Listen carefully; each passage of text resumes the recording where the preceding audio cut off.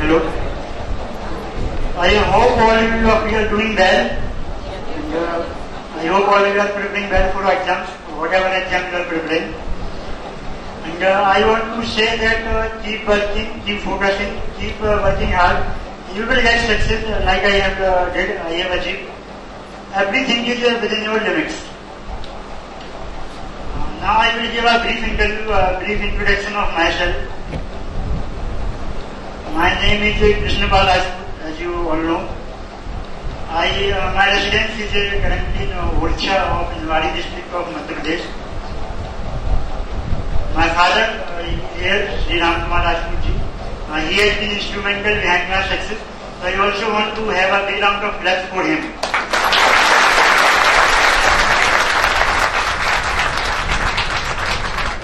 मेरी बड़ी बहन सोनम राजपूत जी भी यहाँ उपस्थित हैं। मैंने अपनी लाइफ का बहुत सारा जो हिस्सा है वो दीदी के साथ ही गुजारा है। और दीदी जो है उनके साथ मैं ज्यादा रहा हूँ, अपनी माँ के साथ में ज्यादा नहीं रहा हूँ, तो मेरे लिए बिल्कुल वो एक माँ से बढ़कर है।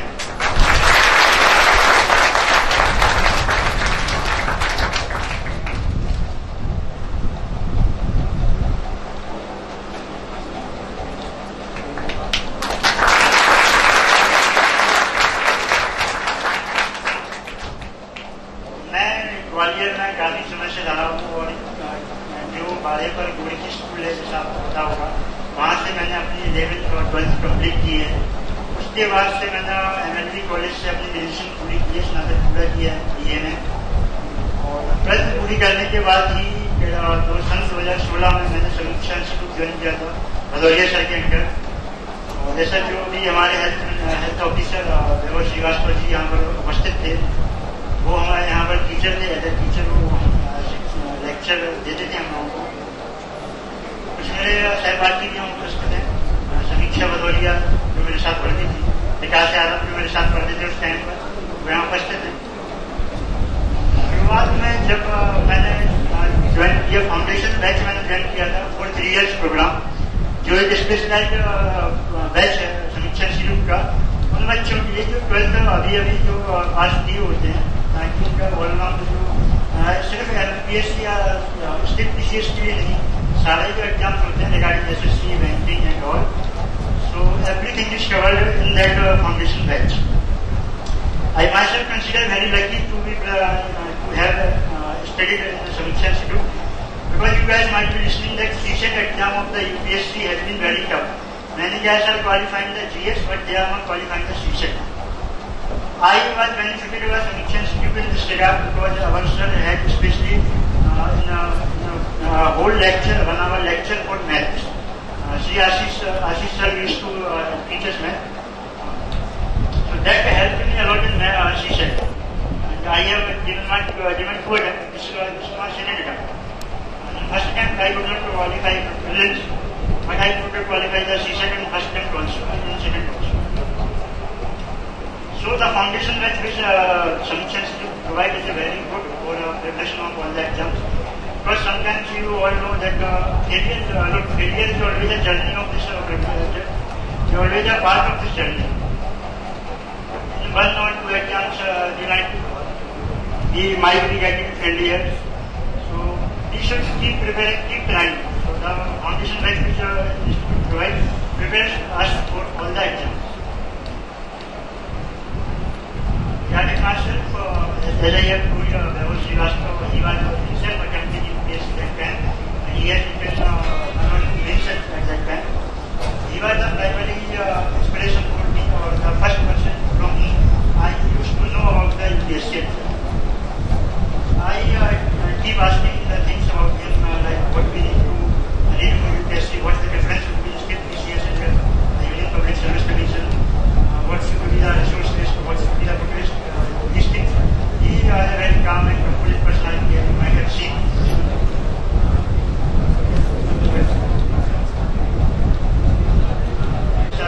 डोनेशन ने निकाली करने की पूछा है, क्योंकि उन्हें पढ़ाने के दूर चले गए। वो पहले टीचर के थे समीक्षा इंस्टीट्यूट में, उनसे मिला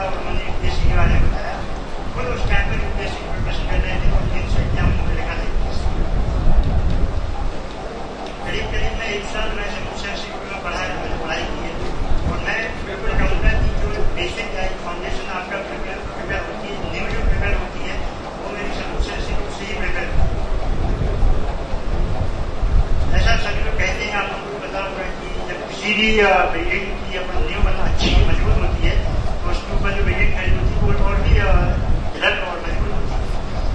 जब मैं दिल्ली पहुंचा अपनी आगे की प्रिपरेशन के लिए regarding UPSC, at that time optional subject was not available here, but now as Bhadauria sir have recently informed me समुच्चय का ऑप्शनल विषय शुरू कर रहे हैं बच्चों के लिए, तो आपको ग्वालियर में ही समुच्चय यूपीएससी की परीक्षा के लिए आपको बाहर नहीं आना पड़ेगा, आपको यही समुच्चय शिविर में उपलब्ध रहेगी सब कुछ।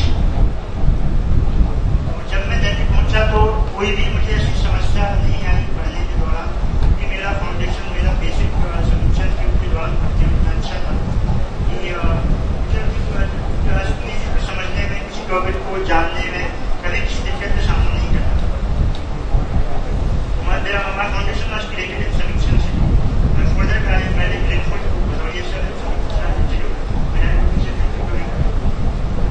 The coaching, the Bhadauria sir himself has been always available. सभी लोगों के लिए व्यक्तिगत तौर पर उपलब्ध रहते हैं, सभी छात्रों के लिए।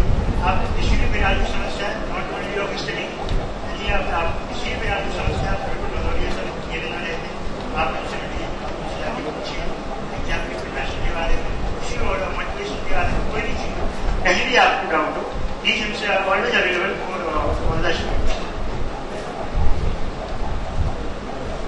Now I think all of you are from different exam preparation. Some of you might have been preparing for SSC and some of you might be preparing for previous schools. So regarding, I will talk about the general strategy of the exam, Mr. Visa. Basic strategy here to focus on an exam. Then I will come regarding specifically for this. So first of all, we need to have a guide. And there is no better guide than the syllabus of the exam. ऐसा कहते हैं कि किसी भी exam की तैयारी करने से पहले आप उस एग्जाम को पढ़िए। और वो एग्जाम आप कैसे पढ़ेंगे? दो चीजें हैं, पहला उसका सिलेबस है, दूसरा previous year question papers. They are the guides, they are the lights in the sea, जहाँ से आपको अपने एग्जाम प्रिपरेशन के लिए किस डायरेक्शन में आगे जाना है वो आपको पता चले। देखिए नॉलेज बहुत सारा है, अभी भी ऐसा होगा कि 4 बातें मुझे नहीं आती है, 4 आपको नहीं आती है, लेकिन हमें एग्जाम के लिए पढ़ना है, हमें लोन नहीं बनना। तो बिल्कुल मैं आप सिलेबस देखिए, किसी भी एग्जाम का पहले सबसे पहले सिलेबस देखिए, सिलेबस क्या क्या मांगे, क्या टॉपिक है, और उनके बारे में आप पढ़िए अच्छे से। प्रोग्रेस का अपनी थोड़ी उस हिसाब से, अगर आपको किसी भी परेशानी आती है तो भदौरिया सर और भी टीचर्स होंगे जो आपको पढ़ा रहे हैं यहाँ पर, आप उनसे मिलिए, वो एक्सपीरियंस लोग उन्हें पता है। अगर आप सामने क्लास में नहीं पूछ पाते हैं तो आप बिल्कुल पर्सनली जाकर उनसे मिलिए। मैं खुद कभी फर्स्ट बेंच पर नहीं बैठता था, फ्रंट बेंच पर नहीं रहा मैं, हमेशा पीछे के बेंचों पर बैठता। और कभी मैं ऐसा नहीं है कि क्लास में जाके बोलूंगा और सर से पूछूंगा, इंटरेक्ट करूंगा, ऐसा नहीं था। मेरा फोकस एग्जाम में होता था, आज क्लास में भी जो नाते हैं। मैं सबसे बाद में भदौरिया सर से, धवल सर से, नितिन सर भी पढ़ाते थे, उनसे बाद में जाके पर्सनली मिलता था, पर्सनली पूछता था। क्लास के पीछे अगर आप नहीं पूछ पा रहे, कोई समस्या वाली बात नहीं है, आप क्लास में पीछे बैठ रहे हैं, कोई प्रॉब्लम नहीं है, आप क्लास में इंटरेक्ट नहीं कर पा रहे, कोई प्रॉब्लम नहीं है। ये सब चीजें सेकेंडरी है, ये सब चीजें इम्पोर्टेंट नहीं है, इनके बिना भी एग्जाम क्वालिफाई होता है। तो फर्स्ट ऑफ ऑल मैं बता रहा था कि सिलेबस और प्रीवियस ईयर क्वेश्चन पेपर है बहुत जरूरी है। अगर आप किसी यूपीएससी से भी जो प्रिपरेशन कर रहा है, जो क्वालिफाइड है, जो ग्रीन दे रहे हैं, आप उनसे पूछेंगे तो सबसे पहले वो यही कहेंगे कि आप प्रीवियस ईयर क्वेश्चन देखिए। तो वहां से हमें पता चलता है कि किसी भी टॉपिक को हम पढ़ रहे हैं तो हमें क्या पढ़ना है उसमें। Which type of question they are expecting from you? Which kind of knowledge they are expecting from you? That is very important to know and understand. After these 2 things, the third thing which will become is practice. You need to have a much more practice for the exam. आप ऐसा नहीं कर सकते कि आप real exam में जाएंगे और वहां सोचेंगे कि मैं यहीं पर सारा अपना जो है एग्जाम जो मेरा अंदर नॉलेज है वही सारा नॉलेज होगा एग्जाम क्वालिफाई करने को, ऐसा नहीं किया। उसके लिए practice in the form of test series. Some instance to also provide test series for all the exams for UPSC, IIT, for example, testing. I myself conducted a pen test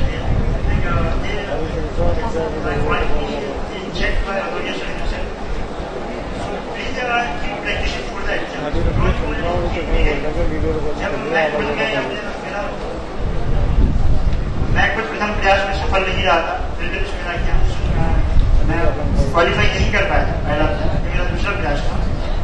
पहले प्रयास की मुझे समझ में आ गया था कि ये कमियां क्या है। किसी भी कमी को सुधारने के लिए सबसे पहले जरूरी है कि आपका ये जानना कि आपकी कमी क्या है। आप जब तक उस कमी को नहीं जानेंगे कि आपके अंदर क्या कमी है, आप उसको नहीं सुधार सकते। वो कमी आप दो तरीकों से पता चल सकती है। या तो आप सीधा एग्जाम दीजिए, वहां पर देखिए बहुत ज्यादा चांस है, आप सीधा डिस्क्वालीफाई हो जाने का आपका मोटिवेशन कम हो जाता है। तो उससे अच्छा ऑप्शन टेस्ट आप टेस्ट लगाइए, कोचिंग पर आइए, मार्क्स डिस्कशन वीडियो भी होते हैं। उसके बाद डिस्कस जो स्टूडेंट जो टॉपर्स हैं या जिन्होंने एक बार क्वालिफाई किया है एग्जाम, आप उनसे सीनियर की बहुत बड़ी आपके सोर्स ऑफ इंस्पिरेशन और एक गाइडेंस के रूप में आप काम करते हैं। आप उनसे कहिए, आप टेस्ट वगैरह सॉल्व कीजिए सब, और टाइम लिमिट का भी ध्यान रखिए, टेस्ट वगैरह सॉल्व करते हैं, वो बहुत जरूरी है। ये आजकल कॉम्पिटिशन इतना बढ़ गया है, बहुत ही कम समय में बहुत ज़्यादा से ज़्यादा क्वेश्चन को सॉल्व करना होता है। टाइम लिमिट में जरूर आप बिल्कुल ध्यान रखें। चौथी जो सबसे महत्वपूर्ण चीज़ मैं बोलना चाहूँगा जरूर, वो है कि हमेशा देखिए मोटिवेटेड और फोकस्ड रहिए। देखिए सभी लोगों को पहली बार में समझना शायद नहीं है, बट आपको घबराना नहीं,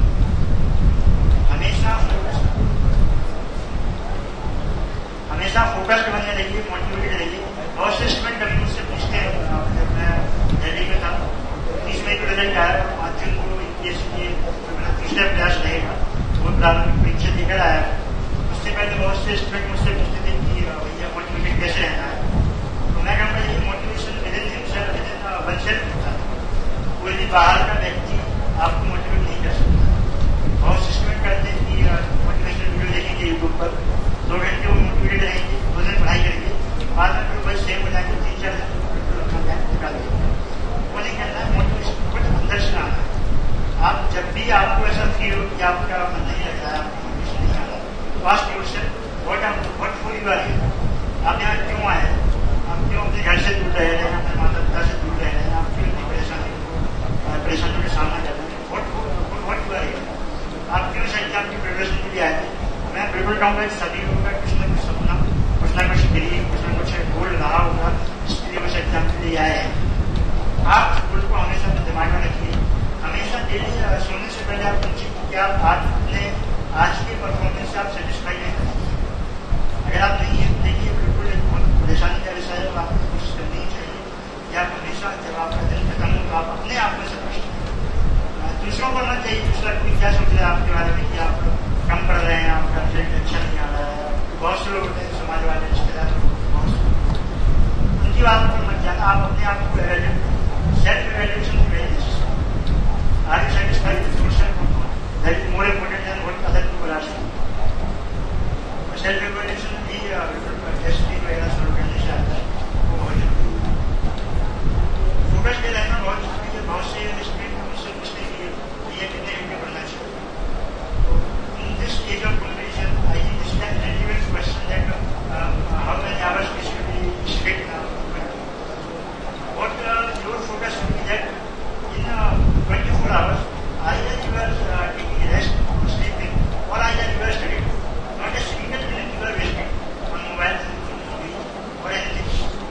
Not I'm not saying that you have become a robot or become a mechanic machine. No, not to become like that. But there should be some freshening elements in your life, which makes you refresh after every day, after every hard work. जीवन को hobby रियलिटेशन को आपकी career में भी help करेगी। मैं खुद अपनी हॉबी के तौर पर क्रिकेट बहुत देखता हूँ, टीवी देखता हूँ और क्रिकेट मेरी हॉबी थी। क्रिकेट में मुझसे सवालें पूछे और मैं उनके अच्छे से जवाब भी दे पाया। एक तो हॉबी रखिए बिल्कुल आप, बट हॉबी को ऐसा ओवर टू मत, not over to hobby. Hobby आपकी एग्जामिनेशन प्रिपरेशन के बीच में नहीं आनी चाहिए। Of course we are not robots, we are not machine. आपका after 1 point of time we will be tired and exhaust from the preparation. For that we need to be home. So these are some of the basic tips I was telling you कितने घंटे पढ़ना चाहिए। Don't fix yourself anytime. कभी-कभी ऐसा भी होता है कि हम बहुत बिजी हैं पूरे दिन में, हो सकता है कि 2 घंटे भी नहीं पढ़ पा रहे हैं। These tips also affect us, but this 10 घंटे पढ़ना, 12 घंटे पढ़ना, this is not a criteria.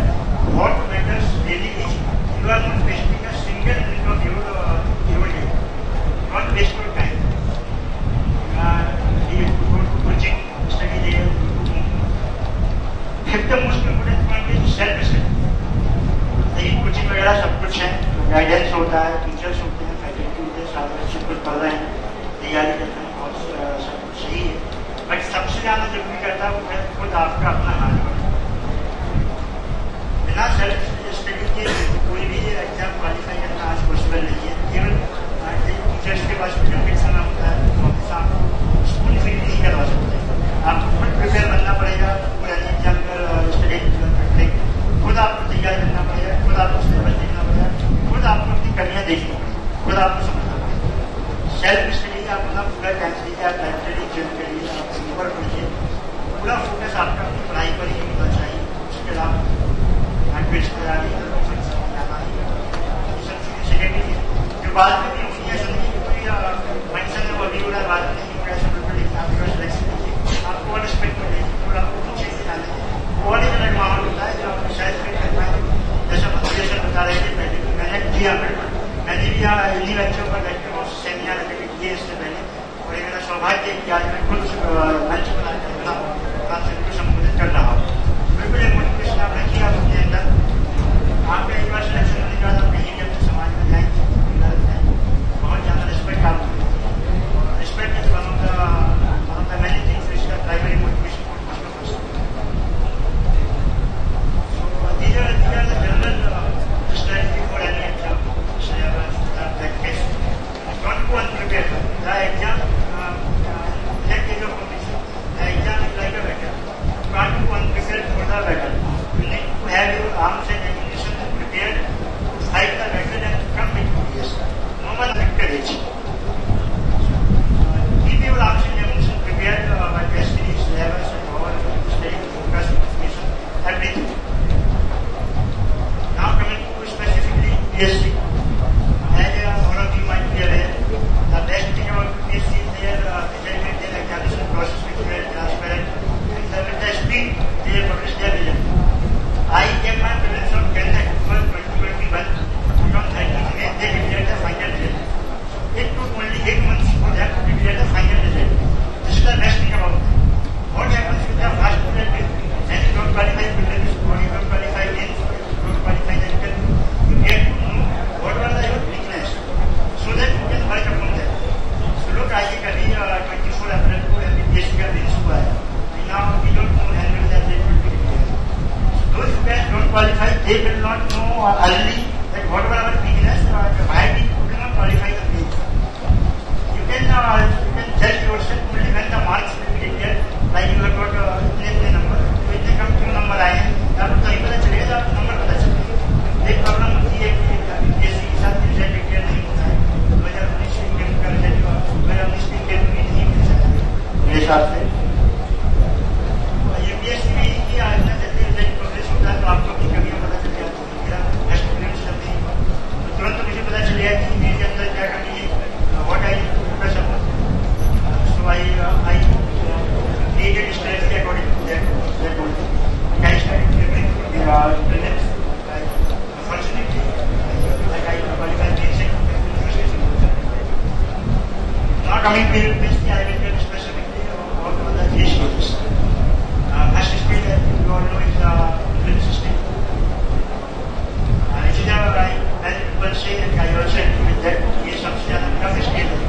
Around 5 to 6 lakhs students sit for the exam, and only 9,000 students qualify for the basic.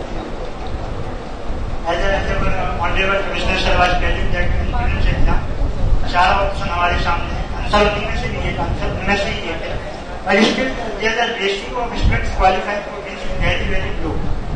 Reason is lack of understanding of the demand of the examination. It is not about learning or not learning the fact like books only. One more thing I forgot to tell is start reading the newspapers.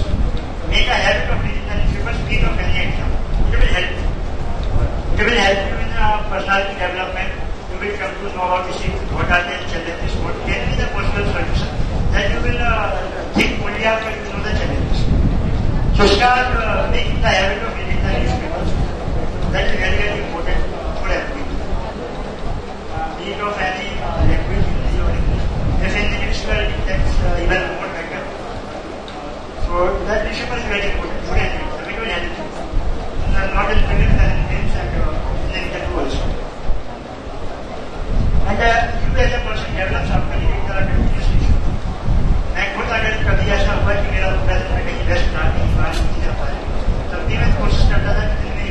निकालने की मैं at least अपना newspaper पढ़ने लगा हूँ, पूरा newspaper पढ़ने लगा हूँ।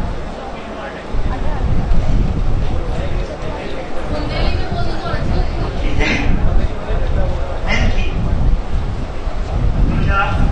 न्यूज़पेपर पढ़ने की आदत आप जरूर बनाइए, ये मेरी सबसे पर्सनल रिक्वेस्ट और पर्सनल अपील है, प्लीज। नेक्स्ट पॉइंट आज काफी संख्या है बच्चों की। मैं आपको स्टेप में यूपीएससी की तीनों स्टेज के बारे में कुछ भी स्टेज मुझे जनरल स्टेज होनी चाहिए, वो मैं आप सबके साथ शेयर करूँ।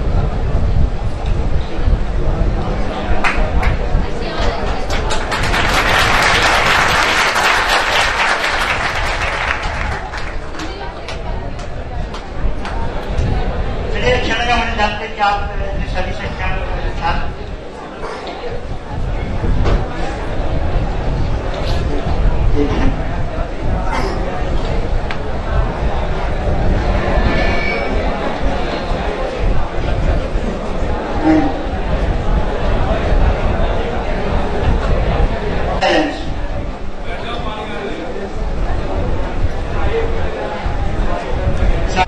Stage is the present stage.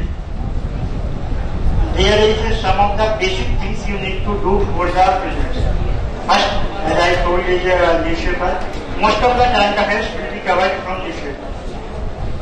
For current affairs, first I am focusing on current affairs. तो करंट अफेयर्स के लिए सबसे पहले न्यूज़पेपर, और दूसरी जो सबसे इम्पोर्टेंट चीज है वो है किसी भी कोचिंग की मंथली मैगजीन। मैं विजन आईएएस की मंथली मैगजीन जो होती है उसको फॉलो करता था। ये न्यूज़पेपर और मंथली मैगजीन, ये दोनों चीजें इनफ है to prepare for current affairs. इसके अलावा वो कुछ और पूछेंगे तो किसी को नहीं आएगा, कुछ भी आप टेंशन मत लीजिए। और कट ऑफ वैसे बहुत कम जाती है यूपीएससी में, 4 जनरल के बाद अराउंड 87 आउट ऑफ 20 बने। तो आगे करंट अफेयर्स हो गया आपका। इसके अलावा कुछ बेसिक बुक्स हैं जो आपको पढ़नी पड़ेंगी। उनमें सबसे पहले कुछ एनसीईआरटी, सभी नहीं पढ़नी है आपको, कुछ है। First of all good geography, मैं कहूँगा कि आप 6वीं से लेकर 12वीं तक की हर एनसीईआरटी पढ़ें, लेकिन स्पेशल फोकस करें। 11th क्लास की 2 एनसीईआरटी हैं, इनके नाम है biophysical geography and our environment which is called Indian geography. दोनों ज्योग्राफी की बुक्स हैं, बहुत इंपॉर्टेंट है, आप उसमें स्पेशल फोकस रखें। और 12th क्लास की 2 ज्योग्राफी वो ह्यूमन एंड इकोनॉमिक ज्योग्राफी की है, उनको आप पढ़ें। 4 ज्योग्राफी मेन फोकस, अदरवाइज 6वीं से 10वीं के बीच में आप पढ़ेंगे। इतिहास के लिए 12th क्लास की 3 बुक्स आती हैं, themes in India part 1, themes in India part 2, themes in India part 3, ये आप पढ़िए तीनों books. For ancient India R S. Sharma की ओल्ड एनसीईआरटी है, वो आप पढ़िए। For medieval India Satish Chandra की एनसीईआरटी है, वो ओल्ड एनसीईआरटी वो पढ़िए। For modern India Bipin Chandra की ओल्ड एनसीईआरटी है, वो आप पढ़िए। इसके अलावा 6वीं, 7वीं, 8वीं की न्यू एनसीईआरटी है, आप पढ़िए। 9th और 10th की कोई भी एनसीईआरटी नहीं। इकोनॉमी के लिए कोई भी एनसीईआरटी मत पढ़िए, कंसेप्चुअल क्वेश्चन आते हैं। फॉर एग्जाम्पल, कैसे inflation is rising, what steps, RBI क्या स्टेप ले सकता है अगर महंगाई बढ़ रही है तो। फोर्थ सब्जेक्ट पॉलिटी के लिए भी किसी एनसीईआरटी की मुझे नहीं लगता जरूरत है। आप जो लक्ष्मीकांत बुक आती है, उसका 5वां 6वां संस्करण जो भी आपके पास है उसको आप पढ़िए, वो मोर देन इनफ है। इन्वायरमेंट भी आजकल बहुत फोकस रहने लगा है, तो इन्वायरमेंट के लिए आप 12th क्लास की बायोलॉजी की एनसीईआरटी के चैप्टर नंबर 12 से चैप्टर नंबर 16 जो 4 चैप्टर हैं वो बेसिक हैं, उनको आप अच्छे से गो थ्रू आप उनके होइए और उनको आप पढ़िए। इसके अलावा एक शंकर आईएएस की बुक आती है, उसको आप पढ़िए। और अगर हिंदी माध्यम में शायद वो उपलब्ध नहीं होंगी, तो अगर यहाँ समीक्षा इंस्टीट्यूट से भी प्रिंटेड नोट्स हैं तो आप उनको पढ़िए, वो भी मैं कहूँगा कि अच्छे से तैयार किए गए। साइंस एंड टेक्नोलॉजी का बहुत पोर्शन रहने लगा है आजकल, उसको बिल्कुल देखिए, इग्नोर मत करिए। और जो हिंदी मीडियम के छात्र हैं, मैं उनसे कहना चाहूँगा कि आप इंग्लिश में इतनी इंग्लिश फ्लुएंसी रखिए कि आप इंग्लिश का कोई भी टॉपिक आप पढ़ पाएँ, समझ पाएँ, जो आइडिया वहाँ पर है उसको आप ले पाएँ और उसको अपने शब्दों में डाल पाएँ। आप सभी रवि कुमार सिन्हा जी को जानते होंगे, इंजीनियरिंग के टॉपर है, 18वीं रैंक है 29 साल। वो भी उनका भी सेम यही कहना है कि इंग्लिश में आप ऐसे इग्नोर नहीं कर सकते कि मैं हिंदी माध्यम का छात्र हूँ तो मैं इंग्लिश की कोई चीज पढ़ूंगा ही नहीं, देखनी पड़ेगी नहीं, ऐसा संभव नहीं है।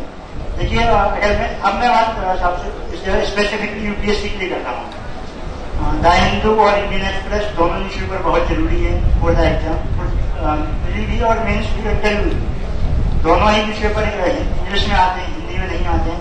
तो आप ऐसा है कि यूपीएससी के छात्र पर आप ऐसा नहीं सोच सकते कि मैं वो नहीं पढ़ूंगा। तो आप इंग्लिश पर ही फोकस करिए और बिल्कुल इतनी फ्लुएंसी तो आपको चाहिए पड़ेगी कि आप चीजों को पढ़ पाए और समझ पाए। तो मैं एनवायरमेंट हो जाए और science and technology. Science and technology में बेसिक साइंस थोड़ा बहुत पूछते हैं, वो सबको शायद पता होगा, और ज्यादातर सवाल टेक्नोलॉजी से होता है। उसके लिए कोचिंग विजन आईएएस की मटेरियल आता है पीसी 365 के नाम से, साइंस एंड टेक्नोलॉजी के लिए उसको आप तैयार कीजिए।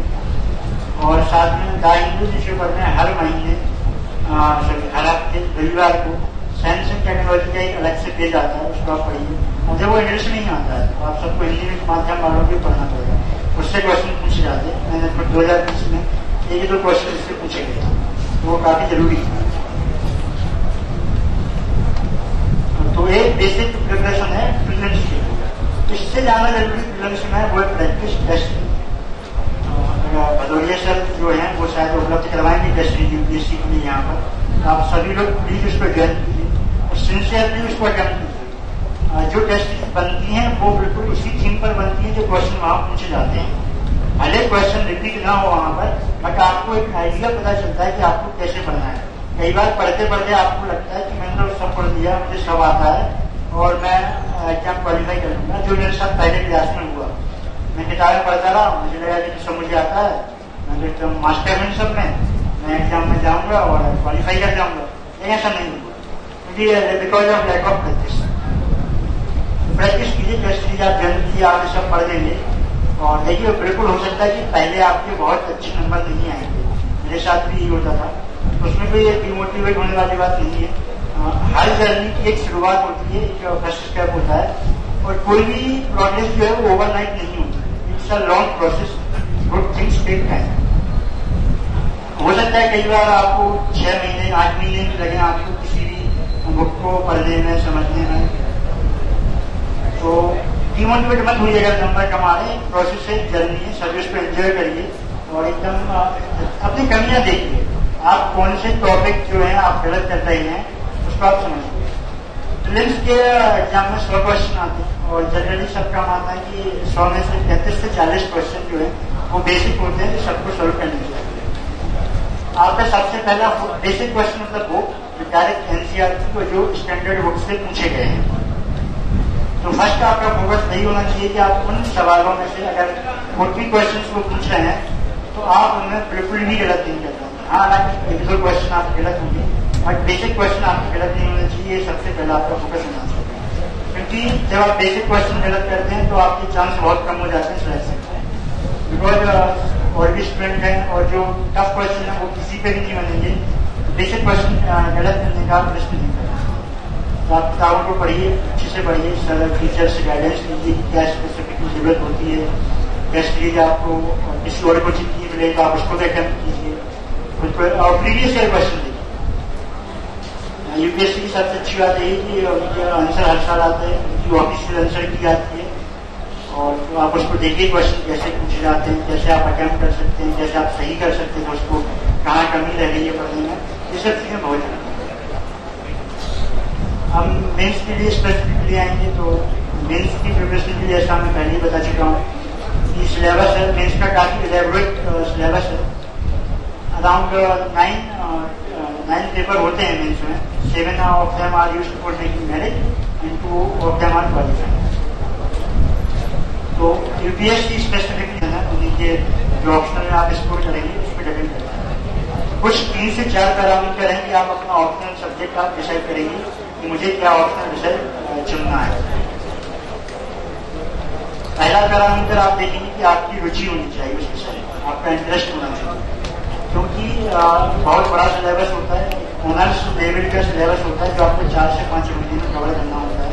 तो रुचि आपकी होनी चाहिए। अगर आपकी रुचि नहीं है तो तो आप उसको पढ़ने में बोरियत तो महसूस होगी और आप अच्छे से कवर नहीं कर पाएंगे, प्रिपेयर नहीं कर पाएंगे। जो भी आपका इंटरेस्ट है, इससे दूसरी चीज निकल के आती है कि जो भी स्नातक में आपका विषय आपके रहे होंगे वो आपको हेल्प करेंगे कि आप उनको ऑप्शनल में लेंगे, उससे थोड़ा हेल्प मिलता है कि आपने पहले पढ़ा हुआ है विषय और आपकी रुचि भी होती है।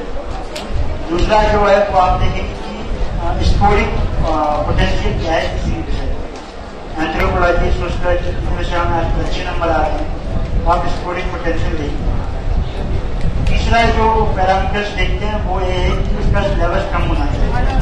किसी विषय का सिलेबस बहुत ज्यादा है, जैसे का सिलेबस ज्यादा है, पब्लिक एडमिनिस्ट्रेशन का सिलेबस ज्यादा है, सोशियोलॉजी और एंथ्रोपोलॉजी का सिलेबस बहुत कम है, आप सिलेबस भी देखिए। तो कुछ 3 पैरामीटर है जो आपको ऑप्शनल अपना विषय आपको उस हिसाब से करना चाहिए। इसके अलावा देखिए आजकल इंटरनेट की एज है, मोबाइल सबके पास है, स्मार्टफोन सबके पास है, नहीं कि सबको पहले से ही आता है कि मुझे निबंध कैसे लिखना है, कैसे लिखना है। ये सब तभी हो पाता है जब आपका जीएस का सिलेबस कवर है, वो आप पहले से ध्यान दीजिए। 4 जीएस के पेपर होते हैं, बहुत ही एलेबोरेट सिलेबस है, टॉपिक वाइज टॉपिक आप उसको प्रिपेयर करें, बिल्कुल जो एक लाइन बाय लाइन के टॉपिक, सिंगल मॉड्यूल के टॉपिक है, आप उसको प्रिपेयर कीजिए। प्रिपेयर होगा बुक से होगा, प्रिंटेड नोट्स से होगा, टीचर्स से होगा, इंटरनेट से होगा। कोई रामायण राज नहीं यूपीएससी के प्रिपरेशन का कि एक किताब है उसको पढ़ाना है सिलेक्शन हो गया, 10th और 12th क्लास नहीं है।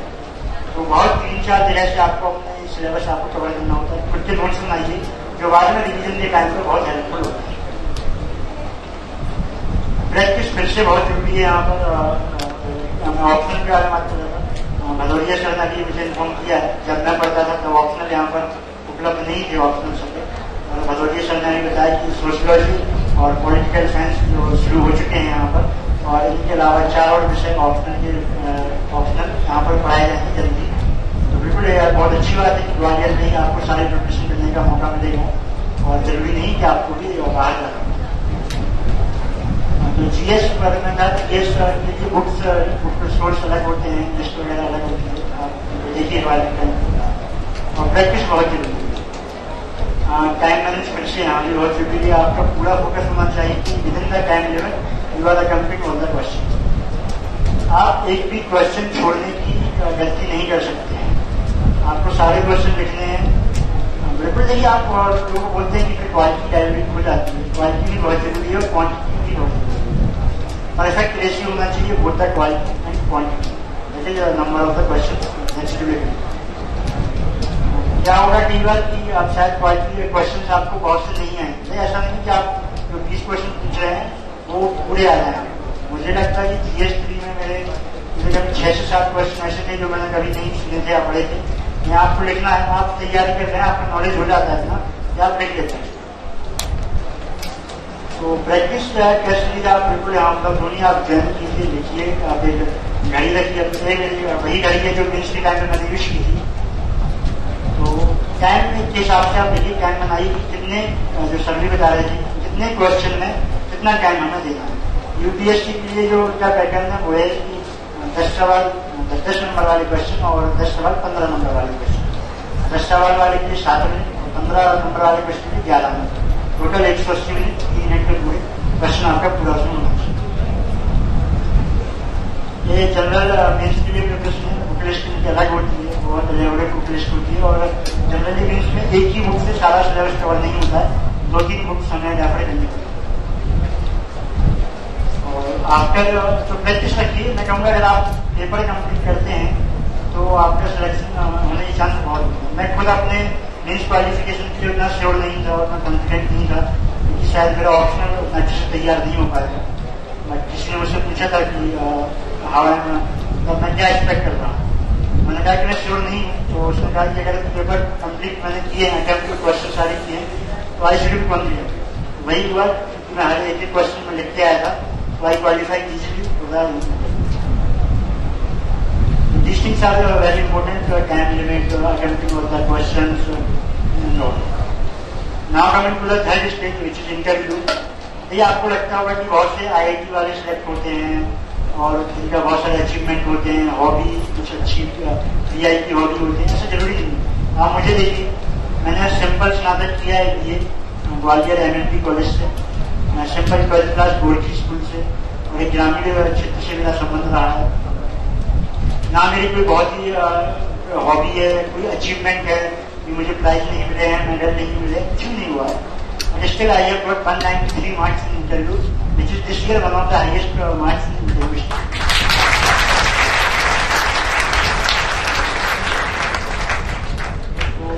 वहाँ पर क्या जरूरी है कि थोड़ा ऑनेस्ट रहिए, कॉन्फिडेंट रहिए। मैंने खुद कम से कम 4 से 5 सवालों के जवाब नहीं दिए थे, मुझे सीधा मना कर दिया, sorry sir, sorry ma'am, I don't know. बिल्कुल कोई सवाल को माइंड नहीं करते हैं कि आपको कोई क्वेश्चन नहीं आता। देखिए आपके पास नॉलेज है, तभी आप मेंस क्वालिफाई किए और इंटरव्यू दे रहे हैं। सबको सब पता नहीं होता है, तो ये अगर क्वेश्चन आपको नहीं आते तो कोई समस्या नहीं, बस गलत जवाब मत दीजिए। अगर मैं कहूँगा अगर आपको लगातार 10 सवालों के जवाब की सॉरी से बोलना पड़े तो भी कोई समस्या नहीं, गलत जवाब मत दीजिए और ऐसा भटकाने की कोशिश मत नहीं। और लेकिन जो सवाल आपको आता है उसका बहुत अच्छे से जवाब दीजिए, ऑनेस्ट, बिल्कुल ईमानदारी दिखाइए। जो आप हैं कुछ भी चीज क्रिएट मैनिपुलेट मत कीजिए, मैन्युफैक्चर मत कीजिए कि अपनी हॉबी, अपना अचीवमेंट, अपनी क्वालिफिकेशन, क्योंकि आपको अंदाजा भी नहीं है कि वो उसी में से क्या पूछते हैं, आप सोचते भी नहीं कि वो पूछते हैं। कुछ मैन्युफैक्चर मत कीजिए, be honest and have knowledge. Knowledge बहुत जरूरी है। नॉलेज है 2-3 थिंग्स। आपका जो लोकल जहाँ का रेसिडेंस है, आपका जिला है, आपका गांव है, शहर है, आपका राज्य है, इनके बारे में काफी पूछते हैं। आपका जो ऑप्शनल सब्जेक्ट है उसके बारे में काफी पूछते हैं, और जनरल जो करंट अफेयर्स में टॉपिक है उनके बारे में काफी पूछते हैं। तो इंटरव्यू के प्रिपरेशन में कुछ स्पेशल नहीं होता है। आप 2 न्यूज़पेपर पढ़िए, अपना ऑप्शनल तैयार रखिए पूरा अच्छे से, अपना स्टेट प्रिपेयर रखिए अच्छे। अगर मुझे लगता है सभी लोग यहाँ से मध्य प्रदेश में हैं, मैं एक उदाहरण देना चाहूँगा। उन्होंने मुझसे मध्य प्रदेश में कपड़ा उद्योग के बारे में पूछा था, तो चंदेरी साड़ी, महेश्वरी साड़ी, इनका मैंने नाम लिया। मुझसे मध्य प्रदेश के राष्ट्रीय उद्यानों का नाम भी पूछा था, उन्होंने नाम से बताया था। ऐसा पूछते हैं अपना स्कूल का नाम, कॉलेज का नाम, ऐसा पूछते हैं। आपका व्यक्तित्व वो देखते हैं, तो कुछ भी उनकी ऐसी उम्मीद हो, वहां पर वो रिजेक्शन के लिए नहीं है, वहां को आपको सिलेक्ट करने के लिए। They are there to select you, not to reject. Rejection जिनका होना होता है वो प्रीलिम्स में हो जाता है। तो ऐसा मत समझिए कि आपकी दुश्मनी है, वो आपको गिरल करना चाहते हैं, ऐसा नहीं। वो आपको सिलेक्ट करने के लिए वो आपसे वही पूछना चाहते हैं जो आपको आता है। तो आप उससे प्रिपेयर रहिए, उस हिसाब से आप तैयार कीजिए अपने आप को, अपने बारे में, अपने स्कूल के बारे में, अपने कॉलेज के बारे में, अपनी यूनिवर्सिटी के बारे में, उनको आप तैयार करिए। ये जनरल पूरी स्ट्रेटजी, पूरी जो प्रिपरेशन जो मैंने फॉलो की थी वो है। कुछ 3-4 चीजें जो अलग से वो है कि हैव पेशेंस, धैर्य रखिए थोड़ा। ऐसा नहीं कि बहुत जल्दी चीजें आपको आने लगेंगी, समझ में आने लगेंगी, चीजों को समझ में आने में उनको मास्टर करने में टाइम लगता है। तो प्रोसेस होती है, जर्नी होती है, धीरे धीरे पूरी होती है, एक ओवरनाइट नहीं होता है। पेशेंस रखिए अपने आप पर और कॉन्फिडेंट रहिए। हाँ, इंटरव्यू में कॉन्फिडेंस रखना बहुत जरूरी है। आपको जो नहीं आता आप बिल्कुल मत बताइए, लेकिन जो आता है उसका बहुत अच्छे से कॉन्फिडेंस के साथ बताइए। और केवल वहां जो मैं खुद अपने बारे में कहना चाहूँगा, किसी भी एग्जाम को फेस करने से पहले मुझे डर नहीं लगता था कभी। जब मैं इंटरव्यू लेने जा रहा था तब भी मुझे बिल्कुल डर नहीं लगा, मेंस के टाइम पे मुझे बिल्कुल डर नहीं लगा। और एक डर तब नहीं लगता जब आप प्रिपेयर होते हैं। आपको पता है मैंने प्रैक्टिस की, मैंने टेस्ट लिखे, मैं टाइम लिमिट में सारे क्वेश्चन अटेम्प्ट कर पा रहा था, तो फिर डर किस बात का। मैं गया, क्वेश्चन वहां भी मैंने वैसे किए जो टेस्ट में लिख रहा था। इसलिए being well prepared is very important. तैयार होना बहुत जरूरी है। आप जो एग्जाम आप देने जा रहे हैं मुश्किल है, इसलिए होगा कि आपको डर नहीं लगेगा तो आप कॉन्फिडेंट रहेंगे। जब आप कॉन्फिडेंट रहेंगे तो ऑटोमेटिकली आपका परफॉर्मेंस बहुत ही अच्छा रहेगा। ये चीजें इनबिल्ट होती है, अपने आप काम करेंगे। आप कॉन्फिडेंट है तो पेपर अच्छे जाएंगे, आप नहीं है कॉन्फिडेंट तो पेपर खराब जाएंगे, ये अपने आप। तो जो पहली बात है कि पेशेंस और धैर्य रखिए। दूसरी जो 2-3 बातें तो पहले ही बता चुका हूँ कि फोकस आप अपना पढ़ाई कर रखिए। जो आपके सोर्सेस को मल्टीप्लाई मत, जो 1-2 किताबें मैंने आपको बताई उन्हीं को बार बार अच्छे से पढ़िए। अगर आपको लगता है कि आपको शायद आप बहुत अच्छे से पढ़ रही हो, आपके पास टाइम है, तो आप बिल्कुल सेकेंडरी सोर्सेज को आप जा सकते हैं, आप उनको कवर कर सकते हैं। तो पहले बेसिक क्वेश्चन आपको गलत नहीं करने हैं। फर्स्ट लास्ट मंत्र 450 4 फिल्म यहाँ सबसे ज्यादा कॉम्पिटिशन और फोकस मोटिवेशन ऑफकोर्स अपने आप से आता है। आप सारे टॉपर्स को देखिए, उनसे बिल्कुल आप जब उनको सुनते हैं तो आपको पता चलता है कि ये उन्होंने काफी हार्डवर्क किया है और उसी का रिजल्ट जो मिल रहा है। तो ये सब चीजें कुछ है जरूरी है और ये मेरी तरफ से था। बाकी कुछ आप लोगों को डाउट है तो please all of your doubts are invited, please ask me, I am here to answer.